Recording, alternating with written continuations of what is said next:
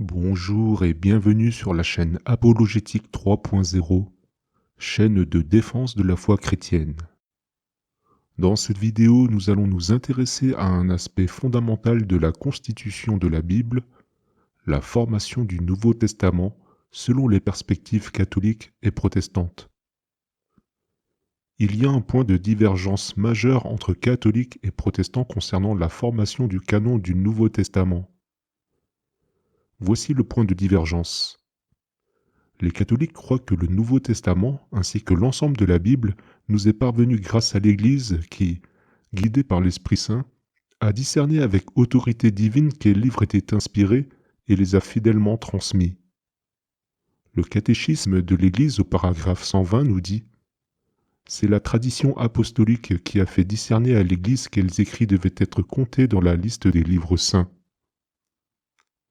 De l'autre côté, les protestants considèrent que le canon s'est imposé de lui-même à la communauté chrétienne.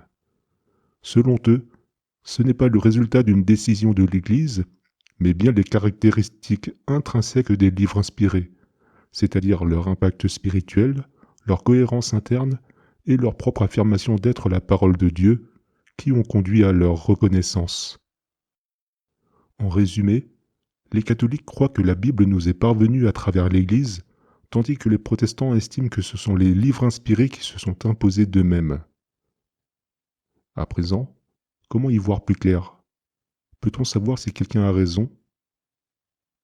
La réponse à cette question pourrait bien redéfinir votre foi. Ce que nous allons faire dans cette vidéo, c'est évaluer ces deux positions de la manière la plus objective possible, en évitant l'influence de nos croyances, de nos préférences et nos biais personnels. Mais comment s'assurer d'une analyse impartiale, ou du moins, comment avoir l'analyse la plus impartiale qui soit aujourd'hui? Pour cela, j'ai un assistant un peu spécial. Plutôt que de nous fier à nos opinions, nous allons confronter les deux positions à des faits historiques, au témoignage des premiers siècles du christianisme, car la Bible ne date pas d'hier, et à l'analyse et la synthèse finale que notre assistant peut nous fournir. C'est une approche qui, avouez-le, devrait nous permettre d'éclairer ce débat sous un jour nouveau. Commençons sans plus tarder. Ça, c'est moi. Je pose les questions à lui, notre assistant intelligent. Vous l'aurez deviné, il n'est ni catholique ni protestant. C'est le candidat idéal en termes de neutralité. On démarre avec cette première question. Comment le Nouveau Testament nous est-il parvenu? Peut-on s'y fier? Transmission du Nouveau Testament. Le Nouveau Testament nous est parvenu à travers un long processus de rédaction, de copie et de transmission. Voici les principales étapes. Premièrement, la rédaction des textes. Les livres du Nouveau Testament ont été écrits entre environ 50 et 100 après Jésus-Christ, par des disciples de Jésus et des figures majeures de l'Église primitive. Ils comprennent les évangiles, les actes des apôtres, les épîtres, l'Apocalypse de Jean. Ces écrits ont été rédigés en grec koiné, la langue commune du monde méditerranéen à l'époque. Deuxièmement, la transmission manuscrite. À l'époque, l'imprimerie n'existe pas, donc les textes sont copiés à la main par des scribes. Les premiers manuscrits étaient sur des papyrus, fragiles, souvent endommagés avec le temps. Plus tard, on a utilisé le parchemin, plus durable. Les manuscrits étaient souvent recopiés dans des monastères par des moines copistes. Les manuscrits anciens du Nouveau Testament.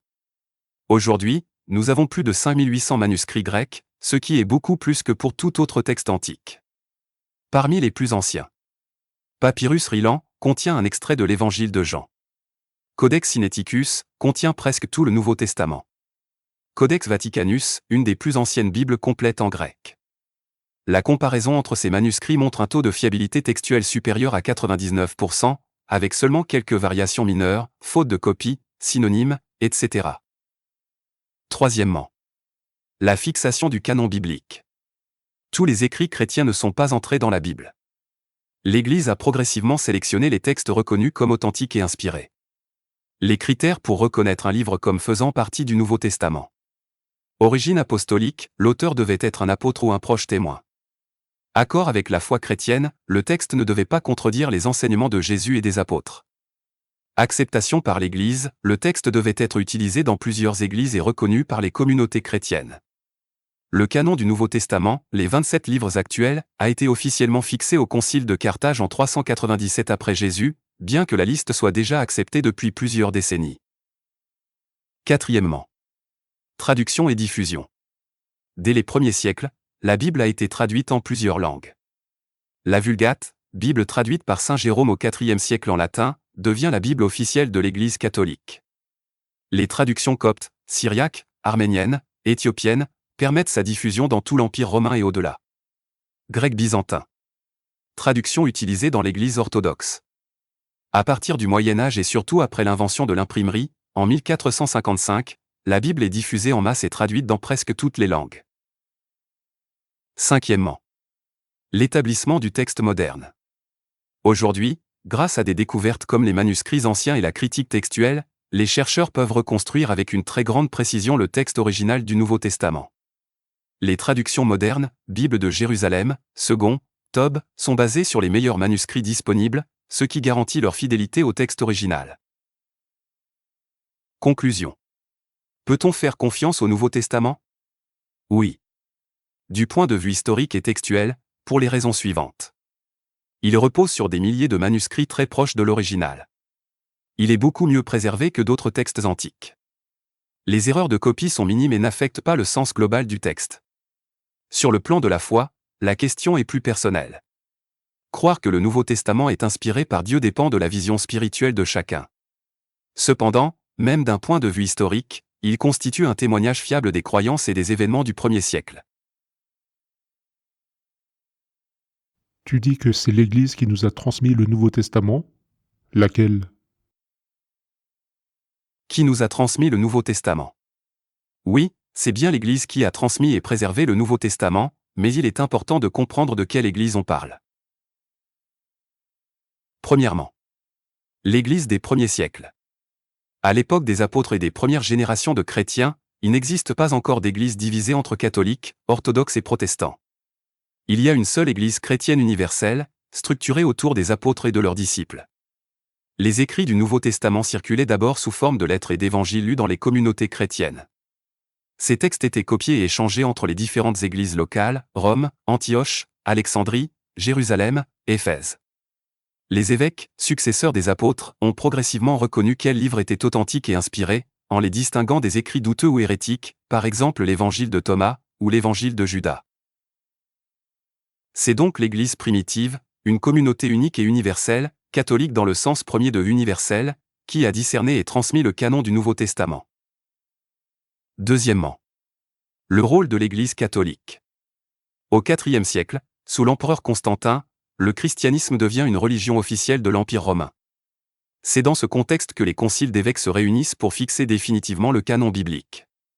Il y a le concile de Rome, en 382. Il donne la liste des 27 livres du Nouveau Testament fixés par le pape Damascène Ier. Les conciles de Carthage, en 397 et 419, confirment la liste actuelle du Nouveau Testament. À cette époque, l'Église est catholique au sens large, puisqu'il n'existe pas encore de séparation entre catholiques et orthodoxes, ni de réforme protestante. C'est cette Église, dirigée par les évêques et en communion avec l'évêque de Rome, le pape, qui a transmis et préservé les textes bibliques. Attention! Certains protestants disent que la Bible s'est formée indépendamment de l'Église catholique.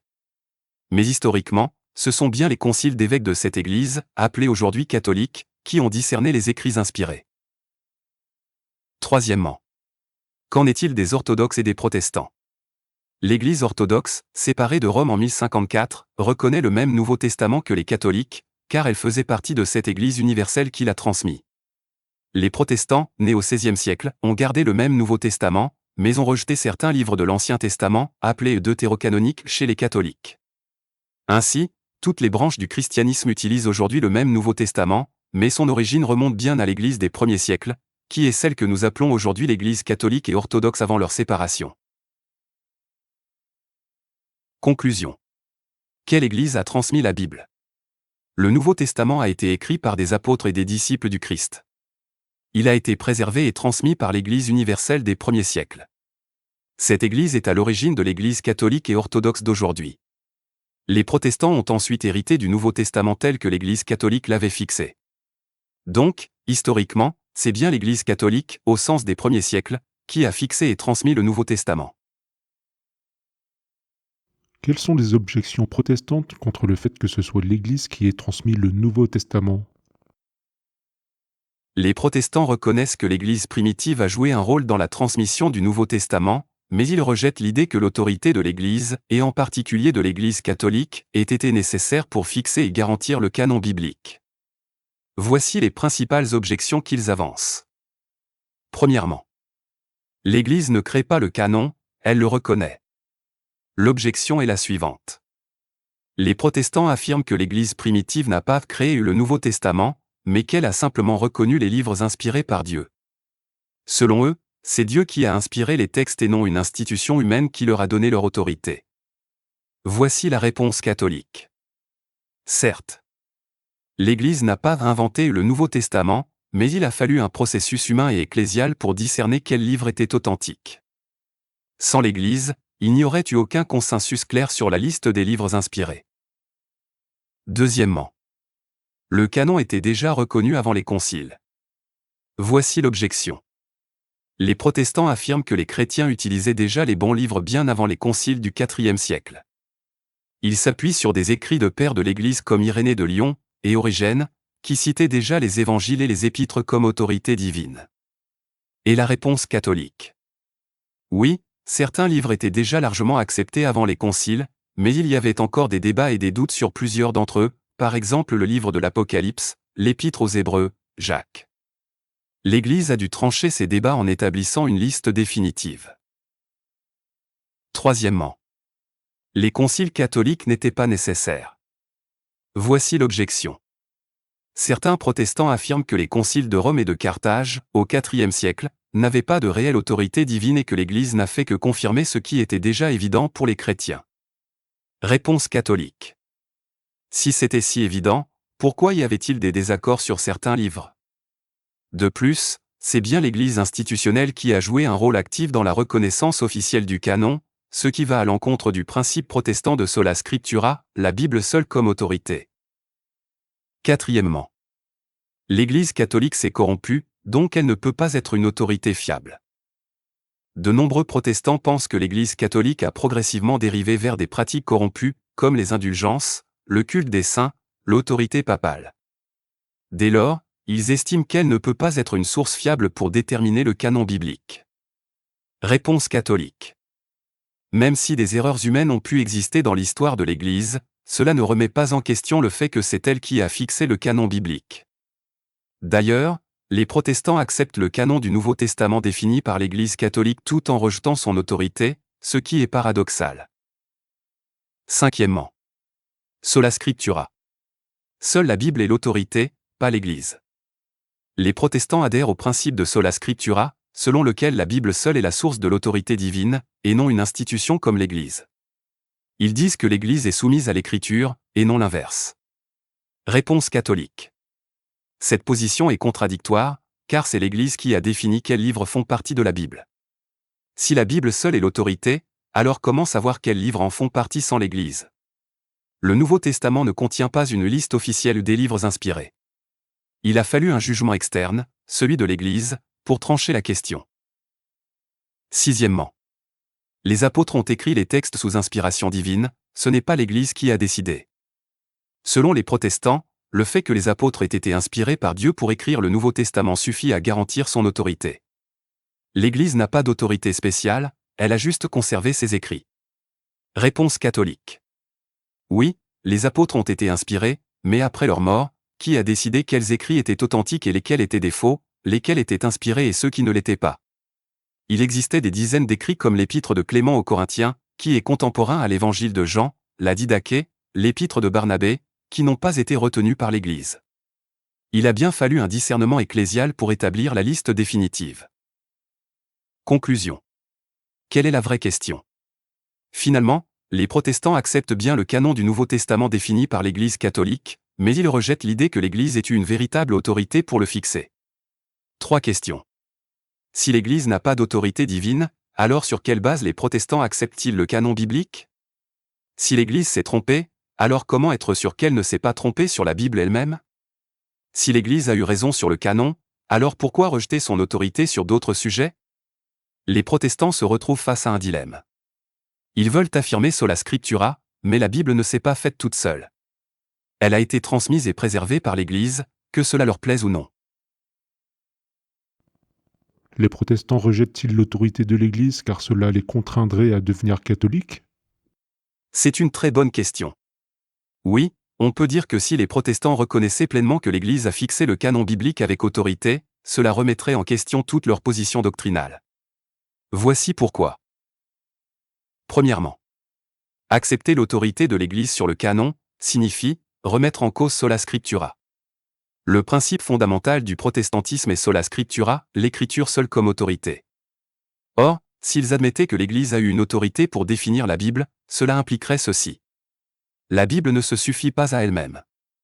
Il faut une autorité extérieure, l'Église, pour en fixer le contenu. Puis, l'Église a eu un rôle fondamental et légitime dans la transmission de la foi, ce qui contredit l'idée que seule la Bible est nécessaire. Accepter cela serait une grande contradiction pour les protestants, car cela signifierait que l'Église, et non la seule Bible, est nécessaire pour connaître la vérité. Deuxièmement, reconnaître l'autorité de l'Église primitive mène logiquement à l'Église catholique.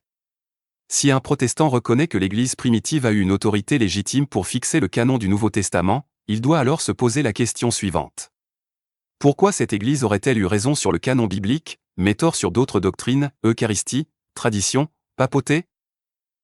Or, l'Église qui a fixé le canon est celle qui croyait à la présence réelle du Christ dans l'Eucharistie, comme le dit Ignace d'Antioche au début du IIe siècle. À la tradition apostolique comme source de la foi, et non la Bible seule. À l'existence de l'évêque de Rome comme une figure d'unité, déjà visible avec saint Irénée au IIe siècle. Accepter le rôle de l'Église primitive sur la Bible pousse donc logiquement à reconnaître l'Église catholique ou orthodoxe, et non le protestantisme. Troisièmement, une résistance psychologique et doctrinale. Pour un protestant, admettre cela reviendrait à remettre en question toute son identité religieuse. Ce serait reconnaître que 1. Le protestantisme est basé sur une erreur, sola scriptura, puisque la Bible elle-même vient de l'Église. 2.